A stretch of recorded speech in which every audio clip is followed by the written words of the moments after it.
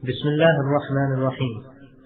In the name of Allah, the most beneficent, the most merciful. The Islamic Propagation Office at Rabwa, www.islamhouse.com. It's pleased to present to you this lecture. Alhamdulillah Rabbil Alameen. Allahumma salli ala Muhammadin wa ala alihi wa sahbihi wa sallam. Ashhadu an la ilaha illallah wa ashhadu anna Muhammadan abduhu wa rasuluh. Wa ba'd. My dear brothers and sisters, may Allah have mercy on all of you. Today's talk is not about the evils of illicit sexual activity. It is not going to be a talk about why it is haram, the verses where Allah subhanahu wa ta'ala has condemned it and prohibited it.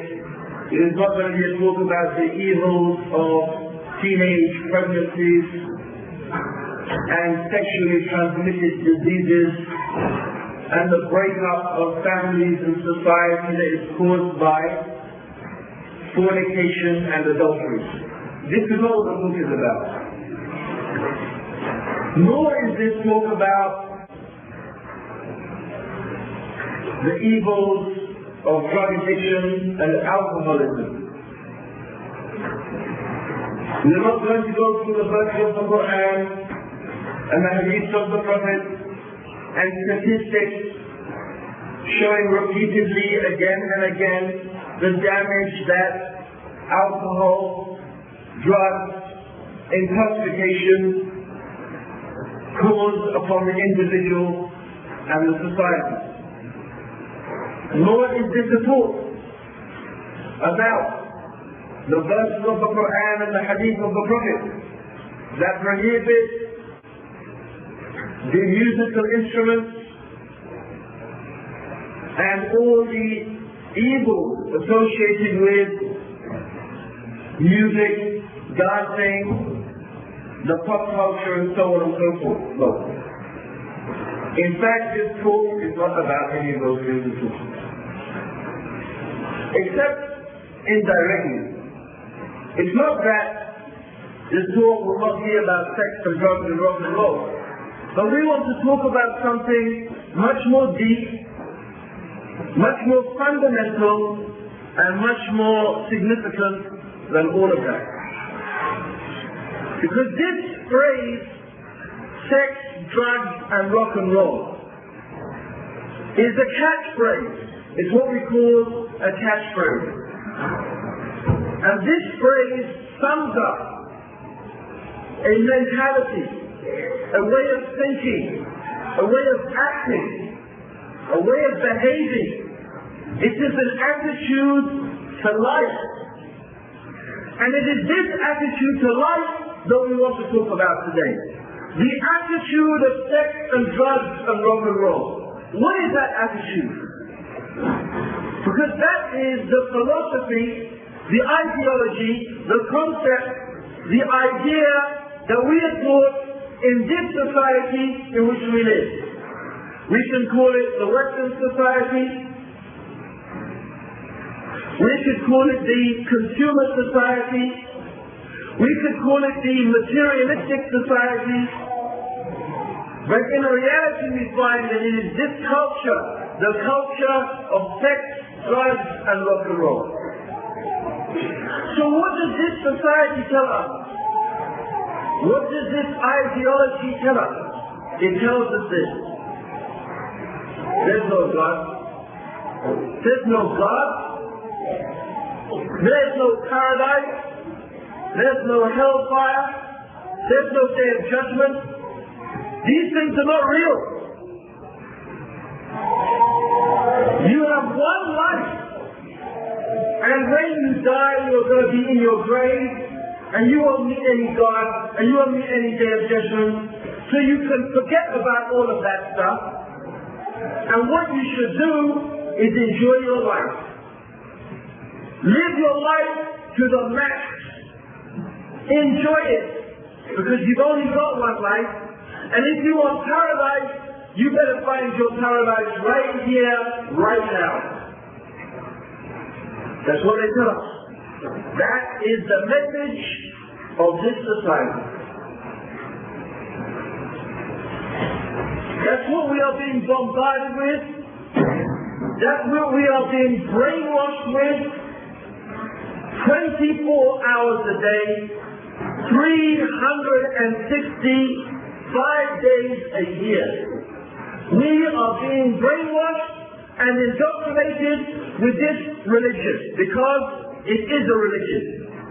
It's a religion, an ideology, a concept of life just like any other. It has its books, its prophets, its gods and its goddesses, its theologians, its priests, just like any other religion, and it is organized. And it wants to convert mankind to this religion, to this ideology. This is what we want to talk about. This is what we want to talk about today. So as I said, we are bombarded 24 hours a day, 365 days a year with this message. Buy this, buy that, drink this, drink that, be like this, and be like that. And you will have all the success and the happiness that you desire. This, they say, is the way to success. This, they say, is the way to happiness. By surrounding yourself with the goods of the world, by surrounding yourself with all these possessions, with all these things, and by doing that and having that, you will be happy. I remember in England, they used to have an advert, an advertisement, a big poster. And in the UK we have these huge posters. And this poster was of a beautiful tropical island. There was a blue sky, blue seas, a beautiful white sandy beach, palm trees hanging down on either side, two bikini-clad girls walking down the beach, and the caption read, "A rainy Sunday night in Peckham if you are drinking Bacardi." What was it saying? It was saying that it could be the worst type of weather. The worst type of weather and the worst time of the day. It's rainy and it's night time. And worst of all, it's Sunday. Sunday night is the worst night. It is the worst time of the week. Because Monday is the day when you have to go back to school, back to work, back to 9 to 5, back to the boring old job, back to that dull, lifeless existence. It's Sunday night, it's raining, and worst of all, you're in a place called Peckham. Now, I used to live in Peckham actually. And I promise you, Peckham is a really nasty place. It's a really nasty place. You couldn't think of a more depressing, dull, violent. It is horrible. So they really chose the right place. So this is what he said. A rainy Sunday night in Peckham, but if you are drinking Bacardi. Bacardi is what? It's an alcoholic drink. It's a rum. If you're drinking Bacardi, it will be like you're in paradise. Yes? That's what the advert is saying. You drink our drink. You have our product. So what do? They have this advertisement for selling washing up powder to wash your clothes. what do? They have this housewife. She's so beautiful. And her house is so spacious and clean and sparkling.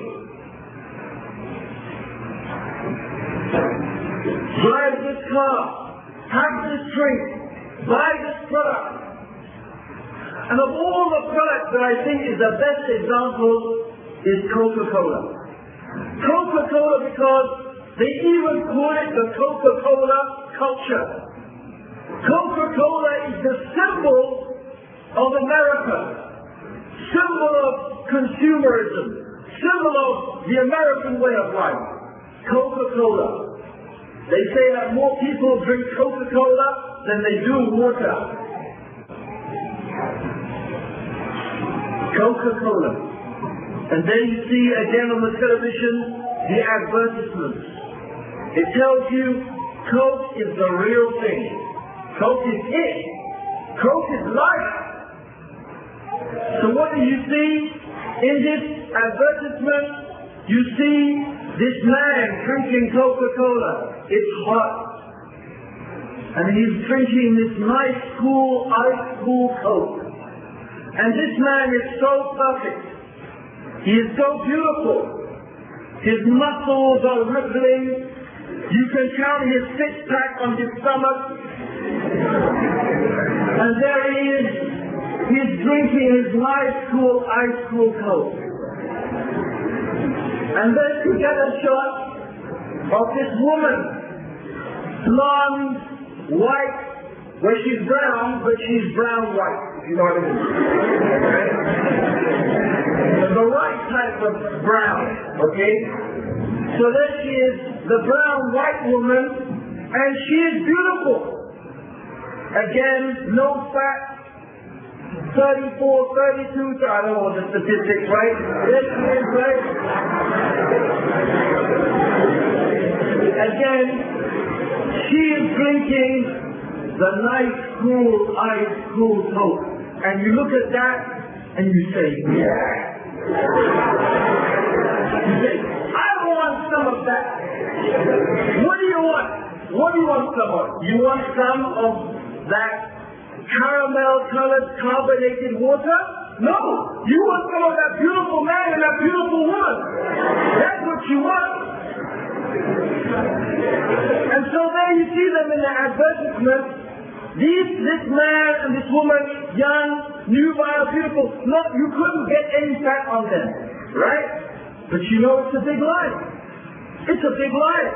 Because the reality is, if you drink Coca-Cola, you get fat. You don't get thin and young and beautiful and brown.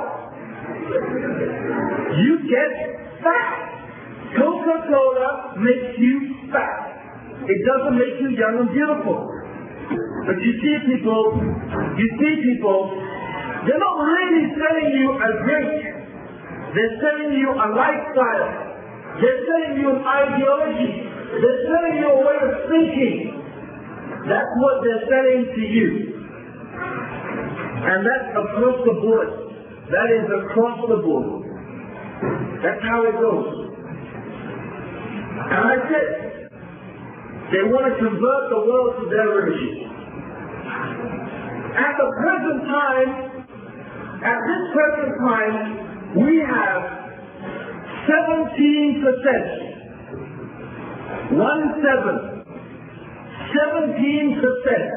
of the world's population consuming 70% of its resources.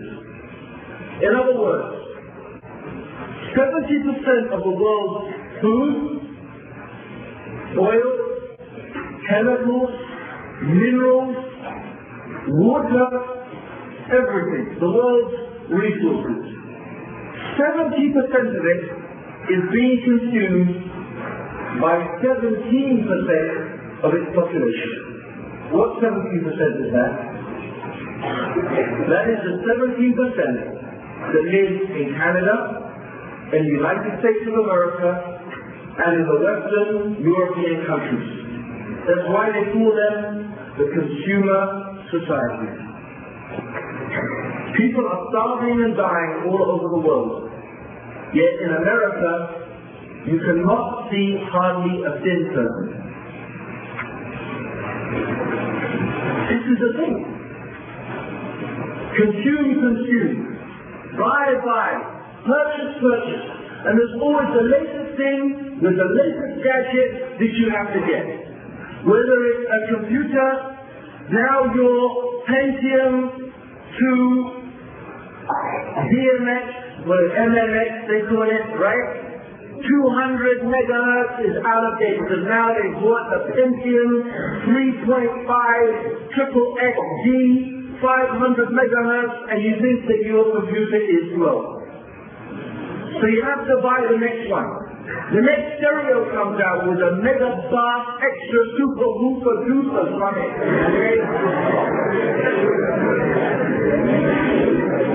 So wait a minute, that's not good enough. My bass woofer, I need an extra bass woofer duper super. Right?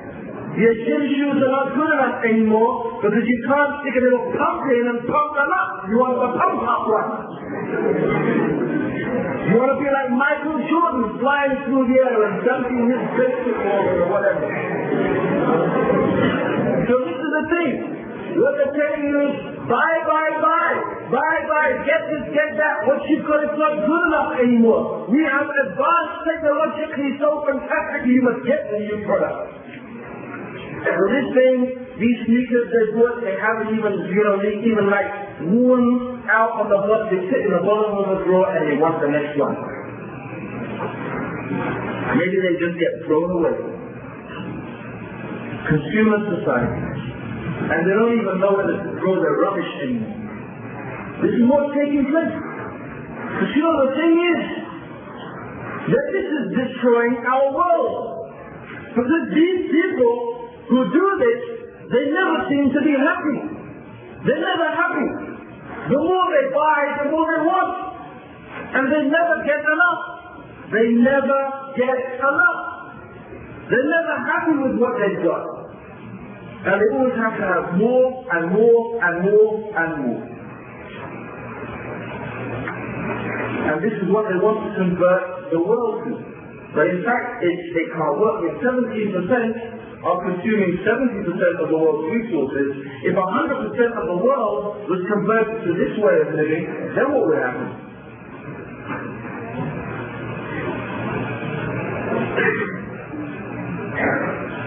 So, I said, they want to convert the world, surely they do. Because the more people they get buying, consuming, the more money it is for them. And they have, as I told you, their books, their theologians, their priests, they have their theology. In other words, they have already explained the meaning of life, according to them. According to them, the meaning of life is this. They have now figured out that we are descended from monkeys. Right? No, actually they say that to be accurate, we and monkeys are descended from a common primate. That's what they say. It's called the theory of evolution.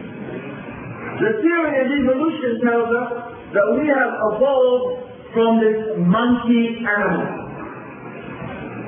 Now, you may find it not difficult to accept in the case of Mr. Clinton or some other particular people that they have evolved from such creatures, but concerning myself, I don't think so.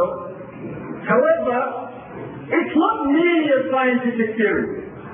It is not merely a scientific theory. You see, the theory of evolution is very central and important to their whole attitude and their whole understanding of their consumer society. Why? Because you know what they're saying is this. Look, basically, we are animals. You and me are just advanced monkeys. But basically, we are monkeys. So what makes a monkey a happy monkey? Yeah? How do you get a monkey to be a happy monkey? You give a man monkey a woman monkey? Or you give a woman monkey a man monkey? Give the monkey some bananas, Right? Keep the monkey safe from the predators and from the harmful effects of the environment, the rain and the wind and the whatever, and you have got a happy monkey. So this is what they think is going to make human beings happy. You give the human beings sex, and don't worry, if you can't find someone from the opposite sex to gratify your animal instinct with, it's okay, you can do it now with someone of the same sex. Yes. Because now homosexuality has been made lawful. You want to make sure everybody's happy, right? And don't worry, soon, if you're still not satisfied, they're going to be able to have virtual sex with a computer. Yes. This is in the pipeline. It is in the pipeline. We laugh, but it's the reality. You're going to be able to put on a bodysuit that has various pressure points, and that's what they say. They're going to have mates on the computer now. Right? As for food, this society claims, yes, we've given everybody food, we've given everybody shelter, we've provided them with the basic needs of life. According to them, we human beings should now be happy. Our animal instincts are provided for. We should be satisfied. And you find every politician in the West, every politician in the West, they talk about one thing: the economy. The economy. We must have a good economy. We must have more money. We must have more wealth. We must generate more wealth. Why? Because that is their equation. To them, wealth equals happiness.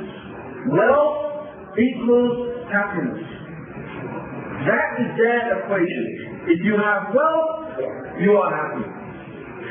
Wealth of society equals a happy society. Equals wrong. This is not true. In fact, this is a great lie.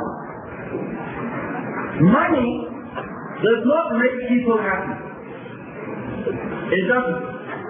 And the proof is, if you examine the lives of some of the richest people that we find living in the West, if you look at Rockefeller, Howard Hughes, Alexander Onassis, look at the biography of the Getty family, I don't think there is anyone in this room who would be and want to step in their place and have all of their millions and millions of dollars and be as miserable as they want to be.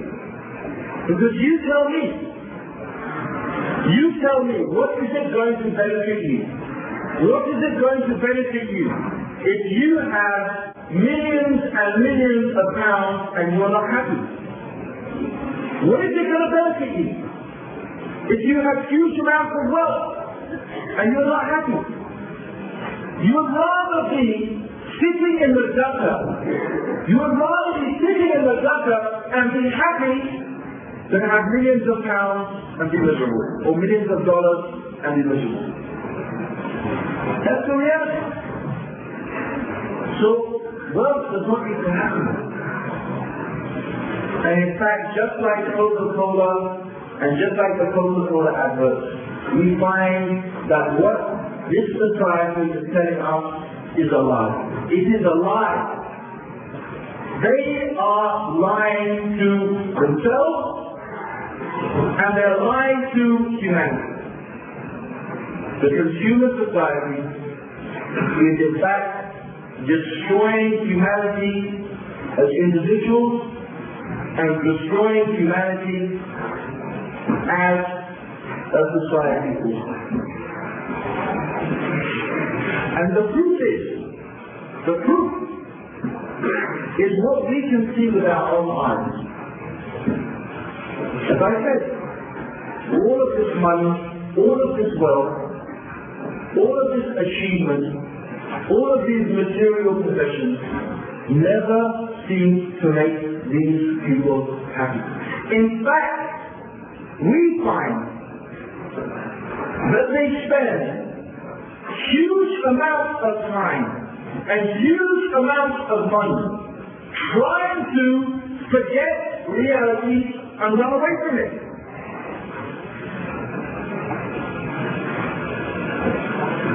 You see, when I was a young man, it used to happen like this. Someone would come home, or he would come back to school, 12 o'clock at night. He would be sick. He would be sick like that, right? And fall asleep in a pool of his own spit.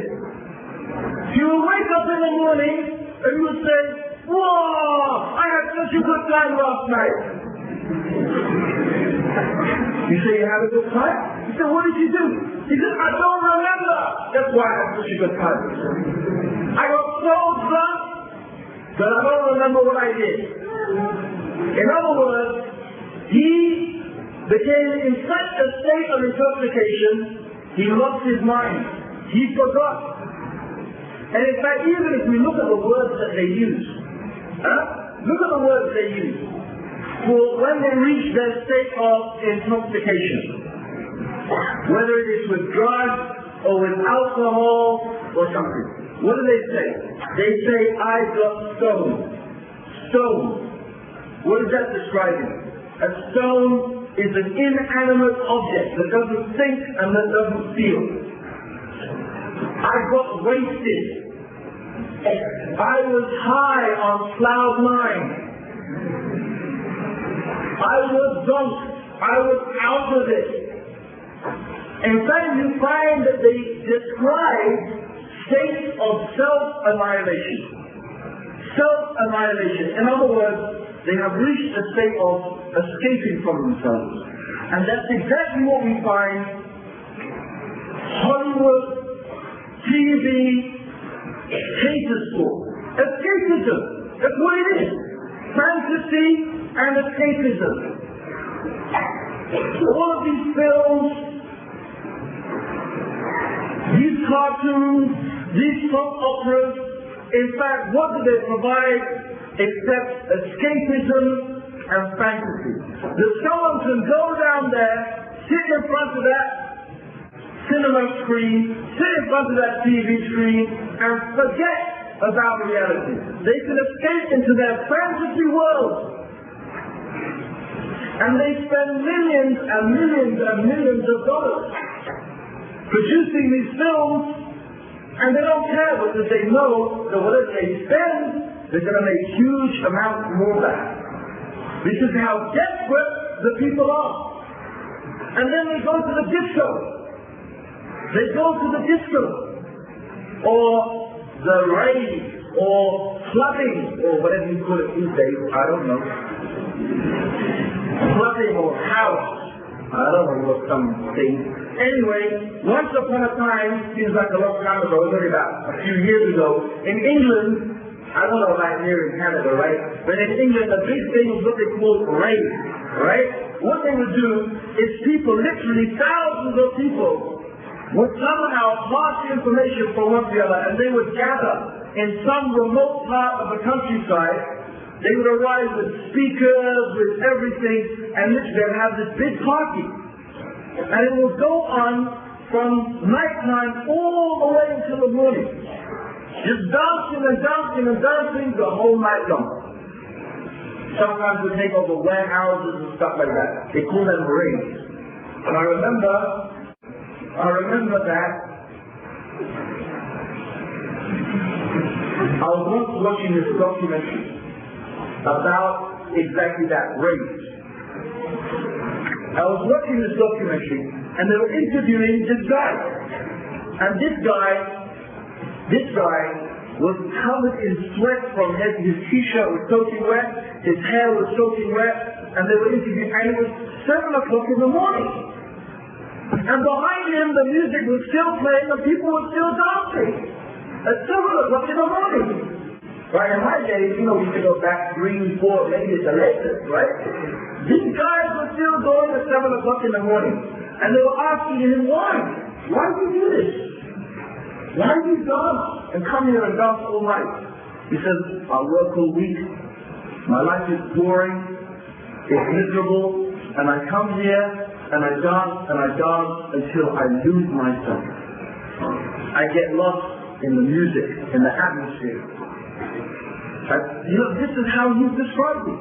He's not an individual anymore, he's not himself anymore, he just becomes part of the music, part of the whatever it is. So the point I want to make here is look at this. What we find in reality is that far from being merely advanced monkeys who all we need is, sexual gratification, food and shelter, and that's enough. Rather, no. We find that we human beings spend vast amounts of money, vast amounts of time. In fact, to the degree that we are ready to deprive ourselves of those so-called basic necessities, those animal needs that we have, we are ready to deprive ourselves of those things in order to escape, in order to satisfy some other needs that we have. So you find drugs, they will be ready to sleep on the street, not to eat for days, and be in that state. For what? For drink. Or others for music. Or others for various other things. We have our fashion worshippers, our beauty worshippers. Look at it.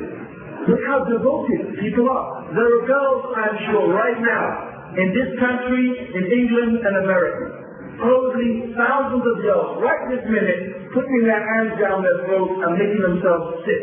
Why? Because they want to look thin. They want to look like that supermodel, Naomi Campbell, Iman. They want to look like Cindy Crawford, Eleanor McPherson. They want to look thin and beautiful like her because they believe, as society has brainwashed them and indoctrinated them into believing that if you're beautiful like they are beautiful, you will be successful, you will be happy, you will have what you want in life. So they are actually ready to kill themselves for that, because that's what they're doing. They're killing themselves, and many times they do die of anorexia. They die. People die for this. This is indoctrination. This is brainwashing. With what? With falsehood. You have Cindy Crawford married to Richard Gere. And woe betide, woe behold, this Buddhist Richard Gere. I don't know, he's supposed to be a Buddhist, right? The guy, he found Cindy Crawford was not enough for him. I mean, Cindy Crawford was not enough for him. He decided he wanted someone else. So it didn't do her much good, being the fourth or most beautiful woman in the world or whatever. But people don't think about that. They just see these supermodels and that they must be successful. They must be happy. But that's not the reality. That's not how it really is. And what we find again, let's look at these gods and these goddesses of the consumer society. Let's take two examples. Everybody probably knows these two people. One I want to take as an example is Marilyn Monroe. Marilyn Monroe. Marilyn Monroe was this very famous, they call her, the sex goddess. The beautiful, rich, famous, successful Marilyn Monroe. So there she was. Beautiful, rich, successful, famous. How did she die? How did Marilyn Monroe die? She killed herself. She committed suicide. Elvis Presley, the king of rock and roll, not the prince, the king. He died when he was 40 years old. 40 years old. He was handsome, he was rich, he was famous. What more is a human being supposed to want according to this society? Yet how did he die? He died because he used to take so many drugs. 40 years old, he died because he was taking drugs, pharmaceutical drugs. Drugs to wake him up in the morning, drugs to perk him up in the day.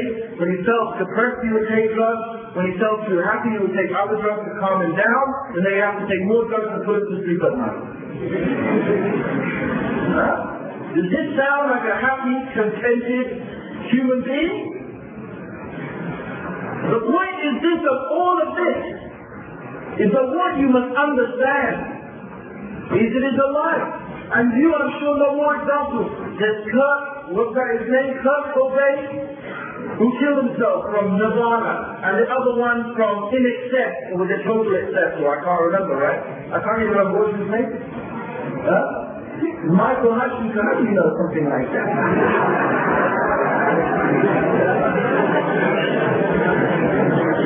And then there was this guy, Michael Hutchinson. Yeah, he was going out with Billy Yates, who used to be married to Saint Bob Geldof. Right? What did he do? Hung himself. He killed himself. Then you have, what's his name? Tommy Lee Jones, something, married to Pamela Anderson, decided to beat her up and smash his shit up. I mean, these are supposed to be the people that we want to be like that? These are the people they set in front of us, the successful ones, the ones who have made it, the ones who have achieved it. These are their examples they put forward. The reality is, we find that this society is an evidence against itself. It itself is a proof that its philosophy, its ideology, its concept is false. It's a lie. Wealth, beauty, fame does not equal happiness. It does not make success in life. And it shows that we human beings are more than just animals. We are not just animals. We are not just advanced monkeys. Because those material things are not to make us happy. The human being is always searching for something. It's as if we can never be satisfied with the world and the things of this world. And indeed we find that's exactly what the Prophet Muhammad sallallahu alayhi wa sallam, what he said. Nothing will fill the belly of the son of Adam until the dust of his grave. The only thing that will fill his belly is the dust of his grave. If he had a mountain of gold, he would want another mountain of gold. But there are some people who are accepted from that. Some people who have understood something about life, about reality. That there is more to the life than these things. That this is not the reason of life. This is not why we're here. This is not the purpose of our existence. Because there is something else about the human being. Something we are searching for. Something that we want to know. A great question that needs to be answered. And that's the question we ask. That's the question we always ask. Wherever we go, we ask it. Why are we here? What is the purpose of our existence? What is life all about in reality? Are we just here to have a good time? Are we just here to so-called enjoy ourselves? To eat and drink and be merry? To live the life, as they call it, sex, drugs and rock and roll? Is that what it's for? Do you really believe that? And that's what I always do. I ask, what is the purpose of your life? What is the reason for your existence? And you will see how many times, ask your friends at school, ask your friends, your atheist, materialistic friends, who never want to talk about religion. That's what I always hear. Ask them, what is the reason for your existence? Why do you exist? They may say, oh, I exist because, of my girlfriend. My girlfriend, how am I? Please, let's get out the violins, you know. You exist because of your girlfriend? Yes, you know, he exists for his girlfriend until his girlfriend chucked him. Then he goes, oh, what's it all for? Why am I here? The same thing, the girl, she exists for her boyfriend until he leaves her. Then, oh, what's the purpose of life? What's it all for? Someone exists to be a doctor or an engineer or this, until that lets them down. They don't get what they thought their life was for. And then they suddenly realize that no, that's not the purpose of existence. That's not the purpose of life. So when you ask them that, don't let them give you some answer like, no, I want to achieve that. They say, no, I'm not asking you what you want to achieve in life. I'm not asking you what you want to do with your life. I'm asking you, why do you exist in the first place? Why are you and me here as human beings? Why? Because doesn't everything have a purpose? Think about it. Everything has a purpose. Everything has a reason for which it exists. I'll ask a simple question. This. See this what I'm holding in my hand? Can you all see it? Huh? What is it? What's it for? So it has a purpose, right? I have something else here. That's very nice. I have something, what's this? Yeah, it's actually a captive calculator watch. It's a watch. And what does a watch do? Right, you see these things I'm pointing to here? Actually, underneath these things there. What's that? What does it do? Okay. Listen, if you think about everything, your eyes, your ears, your mouth, your teeth, your toes, your hands, if you think about every single individual part of your body, you will find every bit of it has a purpose. It has a reason for which it exists. The pen has a purpose. The watch has a purpose. The sun and the moon and the stars and the trees and the animals all have a purpose. What is our purpose? Why are we here as human beings? Ask that question. What is the reason for our existence? And some people, most people will look at you, they'll go, you know, like what? No one ever asked them that question before. And it's amazing because this pen made of plastic worth what? 30 cents, 50 cents, it has a purpose, and you don't have a purpose? You mean the pen is worth more than you? Because the pen has a purpose and you don't. Your watch has a purpose and you don't. Your sneakers have a purpose and you don't. So maybe you're worth more than even a bone on your body. What is the purpose of the human being?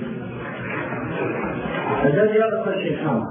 How are we ever going to find the answer to this question? How are we going to know the reason for which we exist? What way are we going to employ to find out?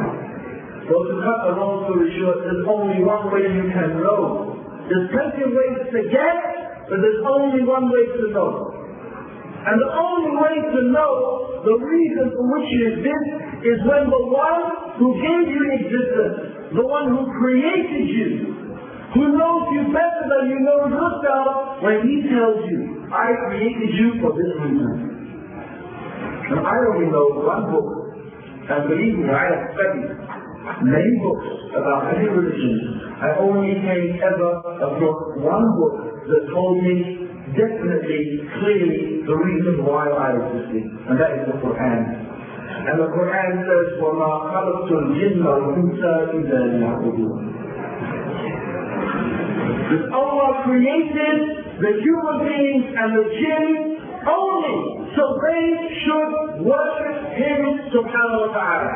That they should worship Allah. That means, let's put it in black and white, simple language.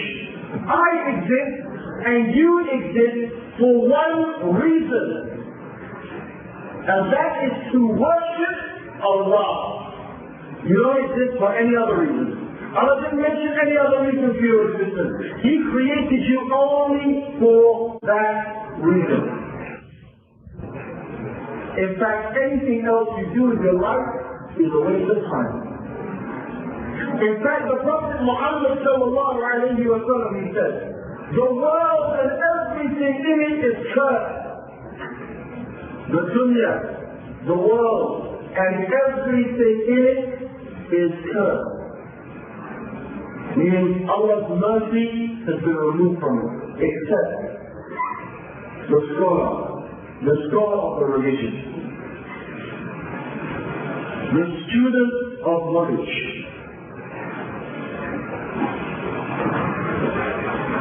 the student of knowledge of the religion, and the remembrance of Allah, and everything that helps you to do that. Everything in the world is cursed, except the scholar and the student of knowledge and the remembrance of Allah and that which helps you to do those things. Because we have been created to worship Allah. And what is ibadah? What is worship? Worship can be defined as, and this is one of the best definitions of worship, every action, whether it is of the heart or the limbs, this is an action that is loved by Allah and is pleasing to Allah, that is worship. Every action that is loved by Allah and is pleasing to Him, whether of the heart or the limbs, that is an act of worship.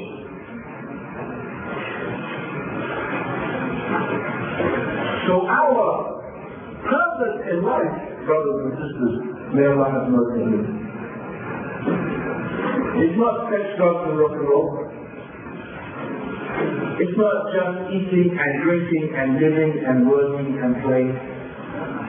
The purpose of life, the reason for which we exist, is to try our utmost to make every feeling, every belief, every thought, every action, everything we do with our hands, with our feet, everything we say with our tongue, everything we look at, and everything we listen to, something that Allah loves and is pleased with. That is the purpose of our life. And worship encompasses all of those things. And you know what? What is so fantastic? We are so lucky. You know what? We don't have to guess how to do it. Imagine DHL knocks on your door. You've got DHL here, right? You know who DHL is, right? Imagine the postman knocks on your door and he opens it and he gives you a big parcel. And you open it up and inside is something you've never seen before. You don't know what to do with it.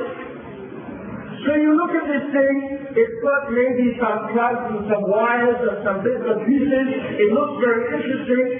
So you're looking through the box, and what are you looking for in the box? What are you looking for in the box? The instructions. Because without it, you don't know how to work this thing. Allah, He sent us the instructions.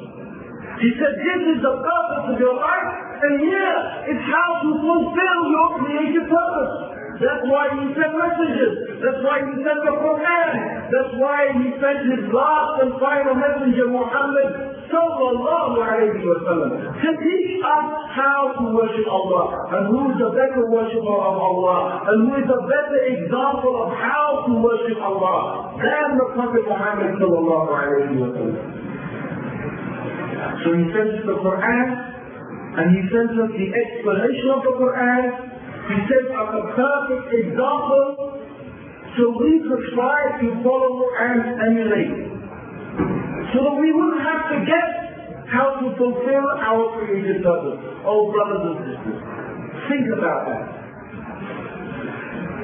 Allah has taught us the reason for which He created us, and then He explained to us how to fulfill that created purpose. So surely you must understand why those people who turn away from such guidance, who turn away from such knowledge, Allah calls them worse than the cattle, worse than the cows, worse than the sheep, worse than the dogs. Those people who turn away from that guidance, they are worse than the animals. Because brothers and sisters, look at our universe and look at our world and look at our universe in truth. We find everything submits to Allah. The sun submits to Allah and His laws.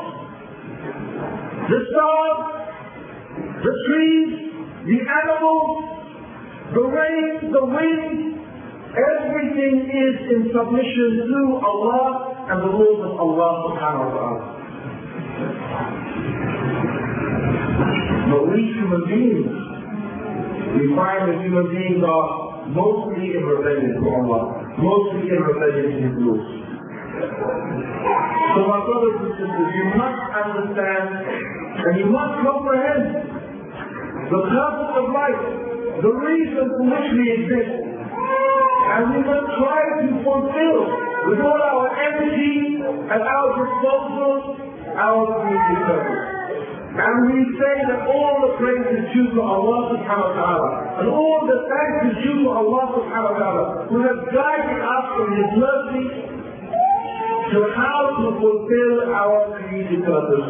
So we have no excuse therefore to be misguided and to be misled by this world and the things of this world, and by those people who call us not to the worship of Allah, but who call us to the worship of themselves, of their societies, of their ideologies. So we seek Allah subhanahu wa ta'ala's protection from that, and we ask you to guide us upon the Sirat al-Mustaqim. Allahumma salli ala Muhammadin wa ala alihi wa sahbihi wa sallam. In conclusion, we ask Allah that He brings you benefit through this lecture. For more information, you may contact us through the following address: the Islamic Propagation Office, Rabwa, P.O. Box 29465, Riyadh 11457, Saudi Arabia. Phone 445-4900. Also 491-6065. Fax 497-0126. If you would like to listen to more beneficial lectures, feel free to visit our website at www.islamhouse.com. Assalamu alaikum wa rahmatullahi wa barakatuh.